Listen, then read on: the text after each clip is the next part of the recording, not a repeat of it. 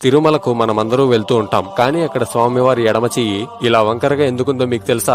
మిగతా ఏ దేవుడి విగ్రహం చూసినా ఇలా అభయహస్తంతో ఉంటారు, కానీ ఒక్క వెంకటేశ్వర స్వామికి మాత్రమే చేతులు ఇలా ఉంటాయి. ఇదేమి శిల్పి చెక్కడంలో పొరపాటు కాదు, ఎందుకంటే తిరుమలలో స్వామివారి విగ్రహాన్ని ఎవరు తయారు చేయలేదు. ఆ విగ్రహం ఒక స్వయంభూ, సాక్షాత్తు వెంకటేశ్వర స్వామి విగ్రహ రూపంలో అక్కడ కొలువై ఉన్నారు. ఈ ఎడమ చేతిని కటి విలంబిత హస్త లేదా కటిహస్త అని అంటారు. సంస్కృతంలో కటి అంటే నడుము కింద నుంచి తొడల మధ్యలో ఉన్న భాగాన్ని కటి అని అంటారు.